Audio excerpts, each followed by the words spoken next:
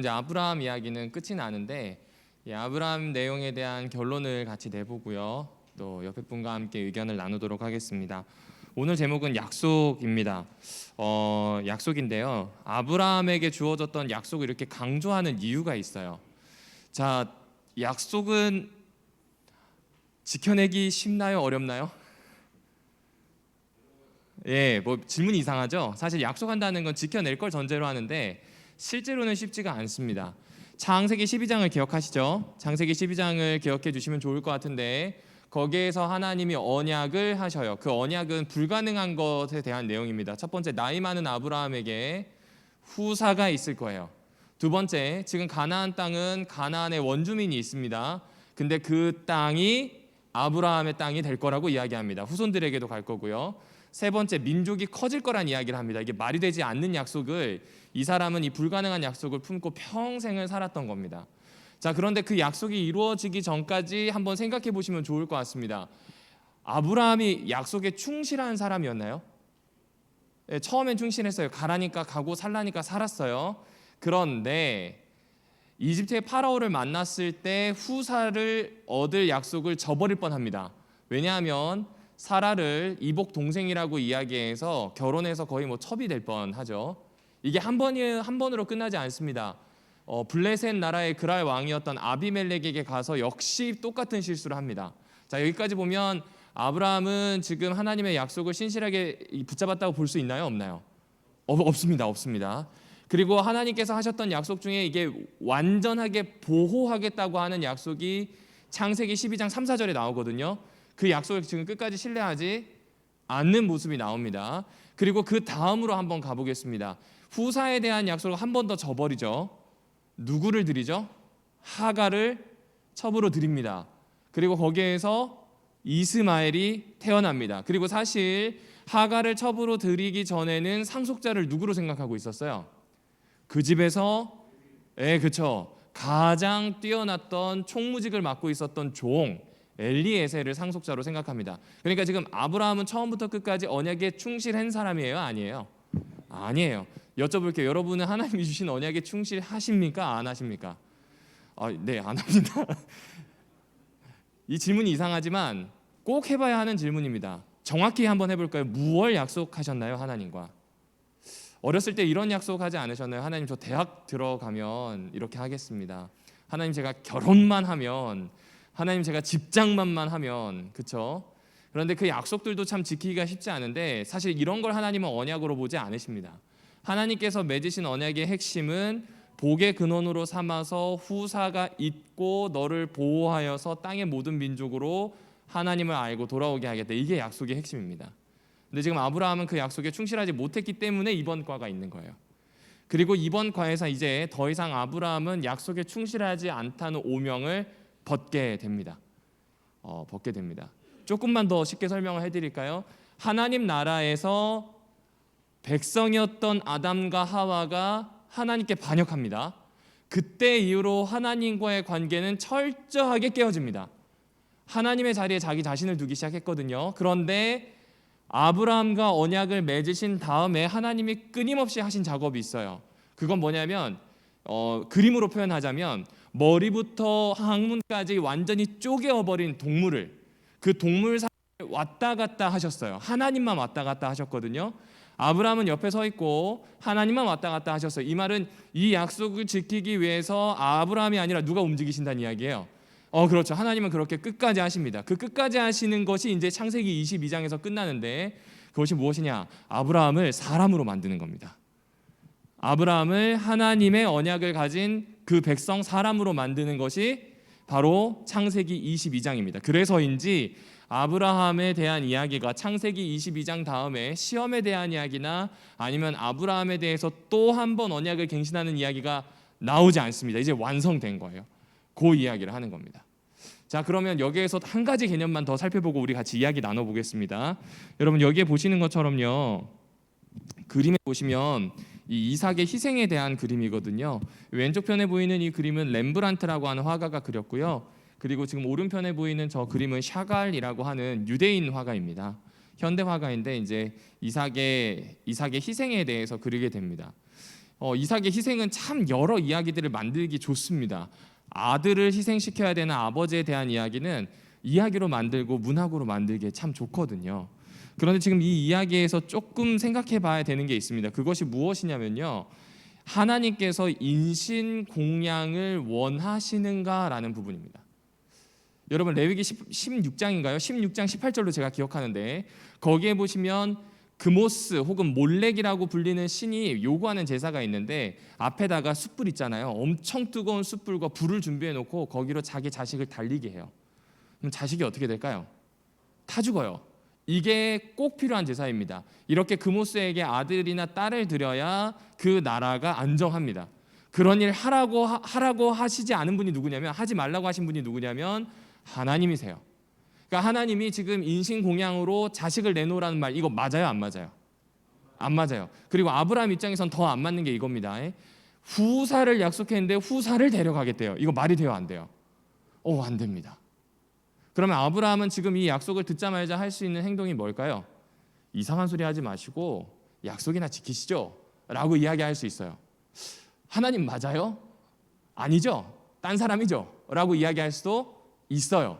그런데 그렇게 하지 않고 아브라함은 묵묵히 일을 하게 됩니다. 이건 좀 의미가 있는 일입니다. 왜냐하면요, 단순히 인신공양에 대한 이야기가 아니라 아브라함을 통해서 하고 싶은 이야기가 있어서 그렇습니다. 지금 잠깐 성경책을 펴보겠습니다. 창세기 22장 1절입니다. 창세기 22장 1절 먼저 찾은 분이 좀 읽어주시면 좋겠습니다. 창세기 22장 1절입니다.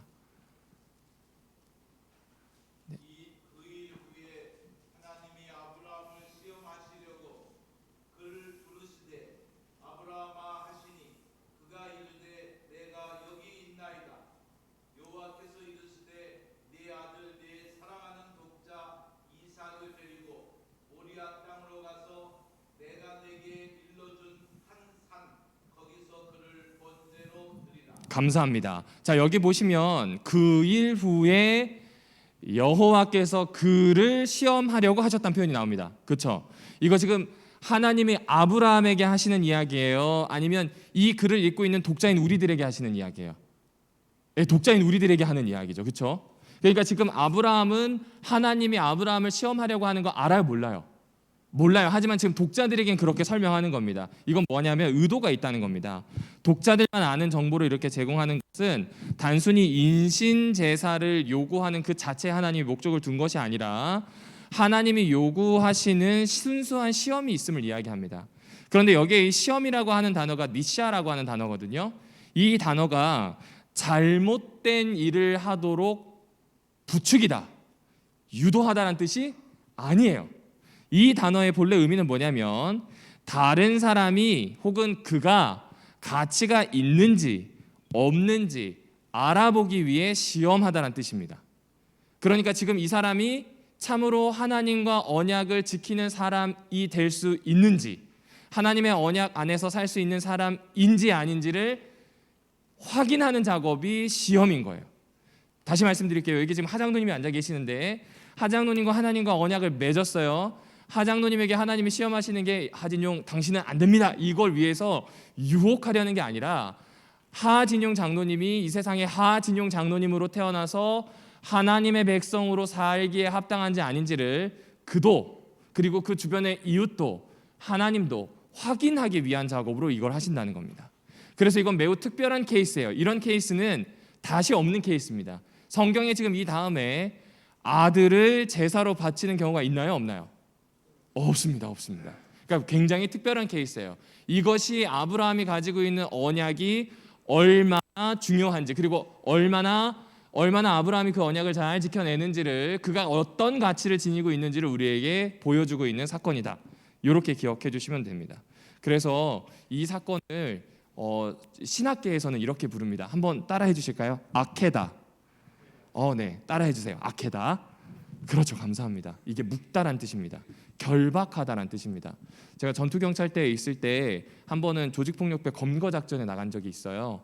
이제 형사들이 들어가고 그 다음에 그 뒤로 이제 직원들이 들어가고요. 이 사람들이 이제 경찰을 업으로 하는 거죠. 저처럼 군에서 차출이 된 전경들이 갑니다. 그럼 저희들은 뭐 하냐면 방패로 그 사람들을 한쪽으로 몰아요.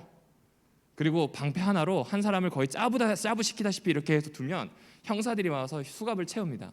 근데 참 희한하게 수갑 채우기 전까지는 막 엄청 격렬하게 반항하거든요. 근데 수갑이 딱 채워지면 그 다음부터 고분고분해져요. 희한하게 그렇더라고요. 그리고 그 사람들을 유치장에 넣잖아요. 수갑 풀어줄까요? 안 풀어줄까요? 안 풀어줘. 처음엔 안 풀어줍니다. 그렇게 결박한 상태로 두다가 언제 풀어주냐면 조서 쓰고 혐의가 어느 정도 정리가 되어서 수사를 할지 말지 결정이 되면 풀어줍니다. 지금은 바뀌었는지 모르겠지만 그때 그렇게 했습니다. 그래서 결박한다라고 하는 건 한마디로 움직이지 못하게 해서 꼼짝하지 못하게 만들고 그 안에서 뭔가 하겠다는 겁니다. 지금 아브라함이 이삭을 결박한 사건이 얼마나 크냐면 아케다라고 하는 이름으로 이 전체 사건을 이야기할 만큼 좀 뭐라 그럴까요? 굉장히 인상적인 겁니다. 묶어버렸습니다. 이삭을 묶었어요. 그런데 이 아케다라고 하는 걸 좀 쉽게 한번 가볼게요.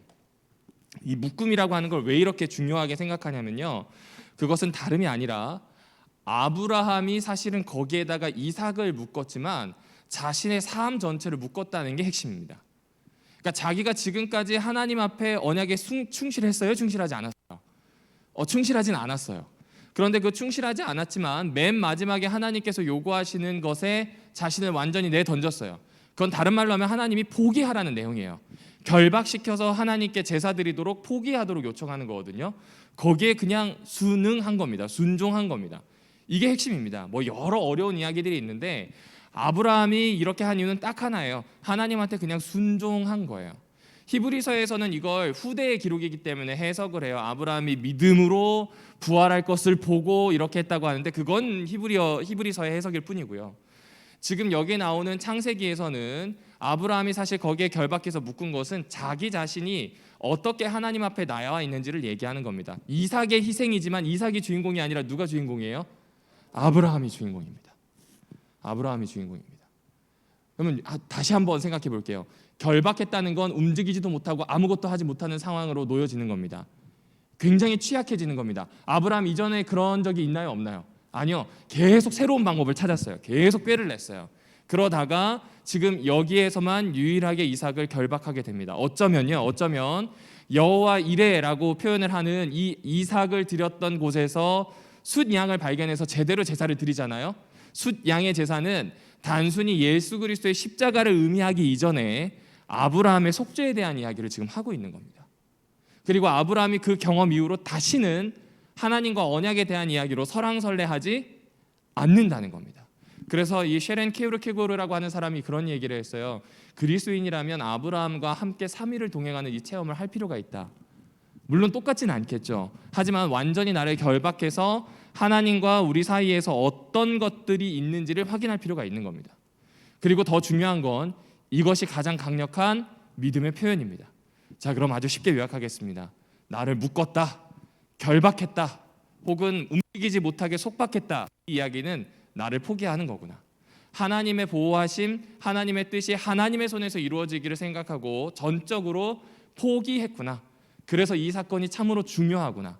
하나님 나라의 관점에서 보자면 아브라함은 이때 유일하게 언약 백성으로 확실하게 도장을 찍은 때구나.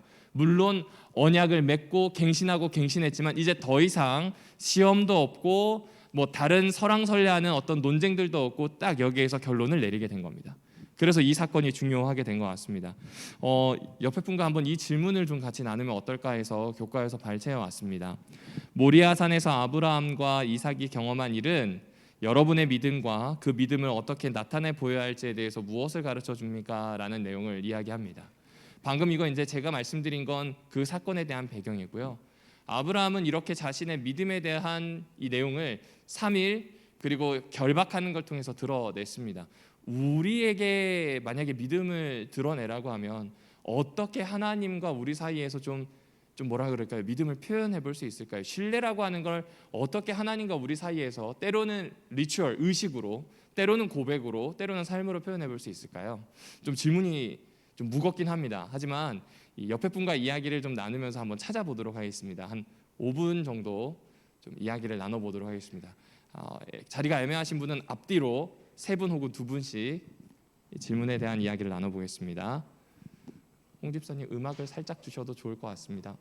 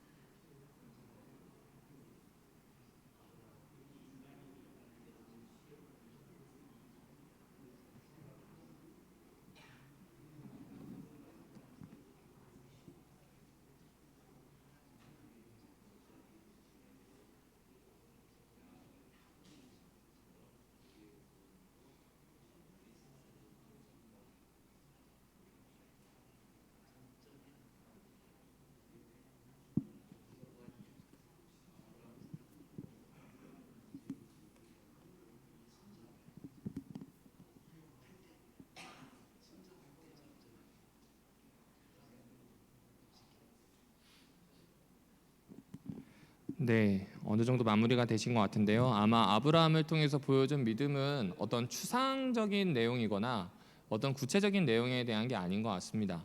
쉽게 얘기하면 하나님을 상대방으로 두었을 때 지금 그냥 최선호 목사가 설명하거나 누군가의 설명을 들어서 내가 하나님에 대해서 아는 게 아니라 참으로 하나님을 내 상대방으로 나와 이야기하고 함께 맺는 분으로, 관계를 맺는 분으로 딱 두고 생각을 할 때 이분이 나와 약속을 지킬 것에 대한 믿음, 그 믿음을 드러내는 것이 바로 이 이야기의 핵심인 것 같습니다. 아브라함은 삶에서 여러 번의 언약을 갱신할 수밖에 없는 모습을 보였어요. 이 말은 아브라함에게 하셨던 것처럼 하나님도 우리에게 여러 번 언약을 기억하고 갱신하도록 하실 거란 내용입니다. 그러면 우리가 해야 되는 것은 무엇이냐면 아브라함이 지금 이 모습에서 보여주었던 것처럼 하나님께서 어떻게든 하실 것을 믿고 결박하는 것, 포기하는 것, 멈추는 것이 필요합니다. 일상으로 한번 예를 들어볼까요? 휴대폰 자주 쓰시나요? 네, 그 유튜브 통계를 보면요, 참 재미있는 게 있더라고요. 유튜브를 제일 많이 쓰는 연령대가 어느 연령대인지 아십니까? 네, 70, 80, 90대입니다. 제일 많이 씁니다. 그리고 유튜브에 있는 내용을 가장 많이 공유하는 세대가 어느 세대인지 아세요? 70대입니다. 유튜브에 있는 영상을 제일 많이 퍼다 놨고 서로 공유하는 게 70대입니다. 그런데 잘 생각해 보시면 그렇게 되면 휴대폰을 사용하는 시간이 많다는 거거든요. 한국인이 휴대폰을 사용하는 평균 시간이 어떻게 되는지 혹시 아실까요? 메신저든 뭐 가지고 노는 거든 해서 평균 7시간이랍니다. 많아요, 적어요? 많아요. 이렇게 많이 쓰는지 몰랐죠. 한번 댁에 가셔서 휴대폰 그 시간 체크하는 어플 깔고 써보세요. 저도 충격받았던 게 지난주 제가 사용했던 게 6시간 30분이더라고요. 그중에 제일 많이 사용했던 게 카카오톡이고요. 메신저를 가지고 막 여기저기 연락해야 되니까 카카오톡이고, 그 다음으로 많이 사용했던 게 그 유튜브고요. 그 다음으로 많이 사용했던 게 성경 어플이었습니다.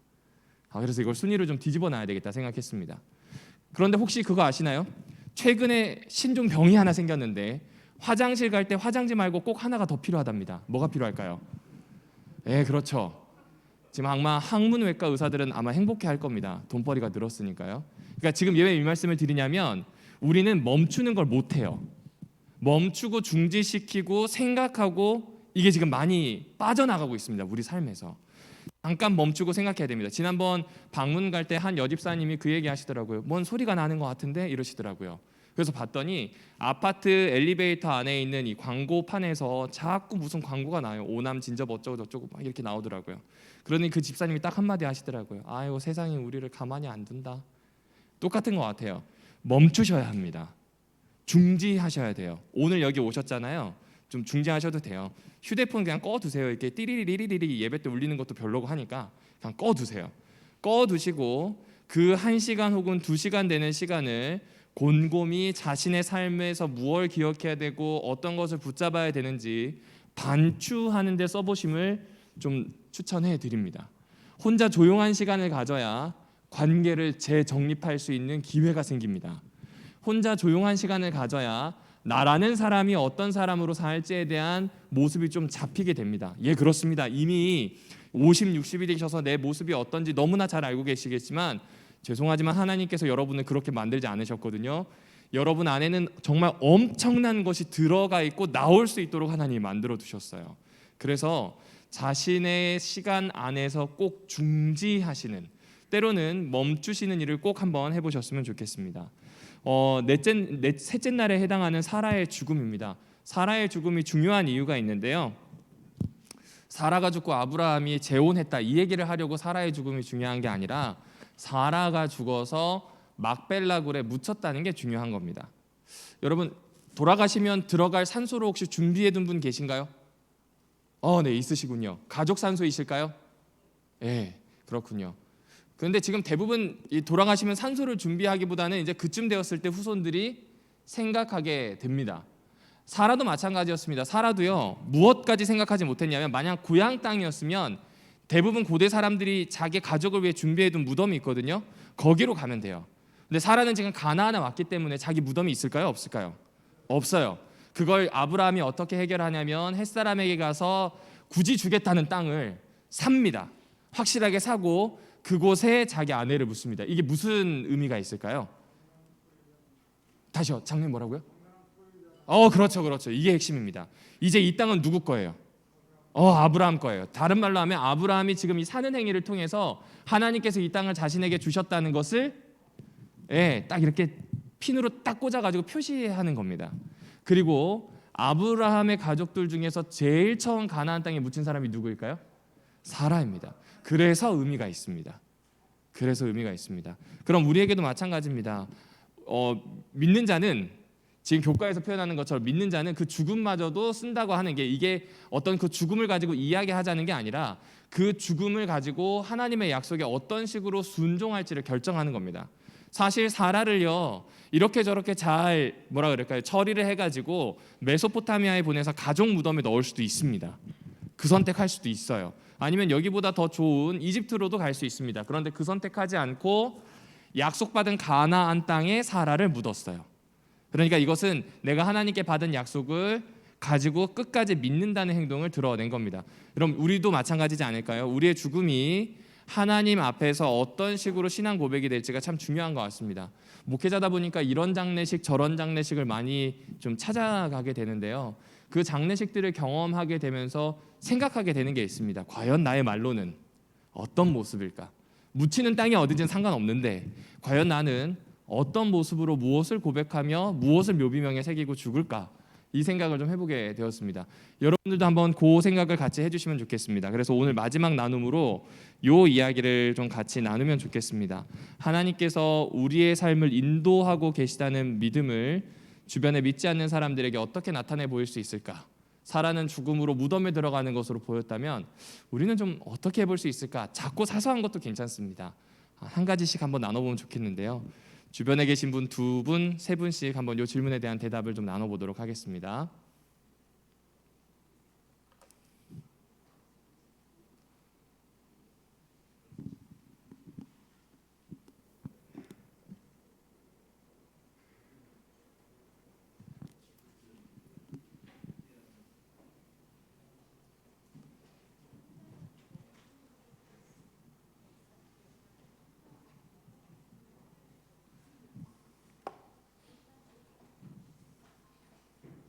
네, 예배 시작할 시간이 되어서 간결하게 좀 마무리하도록 하겠습니다. 네, 주변 사람들에게 나타내 보일 수 있는 방법을 사실은 참 많습니다. 그런데 그 중에 제일 좋은 게 뭐냐면요, 친절과 미소입니다. 돈 들지 않습니다. 친절과 미소면 충분한 것 같습니다. 또 나타내 보일 수 있는 거요, 한번 옆에 가서 말 안 하고 손 꼭 잡아주시는 게 가장 좋은 방법이 될 수도 있습니다. 여러분의 삶을 어떻게 인도하고 계시는지는 이미 여러분의 삶으로 보여주고 있습니다. 그것을 연결할 수 있는 끈을 좋은 관계를 맺는 것으로 시작해 보기를 교과 지도서에서 추천해주고 있습니다. 바라건대 약속을 믿는 사람으로 살았던 아브라함처럼 오늘 우리도 약속을 믿는 사람으로 끝까지 살게 되었으면 좋겠습니다. 그리고 하나님 나라의 언약을 가진 첫 백성으로 살아가는 아브라함을 하나님이 꼴지으셨던 것처럼 오늘 우리의 삶 역시 신실하신 그분이 꼴지어 주실 것을 믿습니다. 우리에게 하신 언약을 갱신하실 거고요, 우리와 언약을 맺은 그대로 살아내게 하실 것을 믿는다는 것, 이것이 우리가 안식일에 모여서 예배 드리는 이유인 것 같습니다. 그리고 삶에서 좀 곁다리긴 했지만 중요한 부분인 것 같아요. 선택하시기 전에 멈추는 겁니다. 그냥 삶을 쭉쭉쭉쭉 살아가고 속도를 높이기 전에 멈추는 겁니다. 멈추어서 어떤 일을 행할지 결정하고 앞을 살게 되는 또 새로운 한 주가 되기를 바랍니다. 잠시 기도하고 모든 시간을 마치도록 하겠습니다.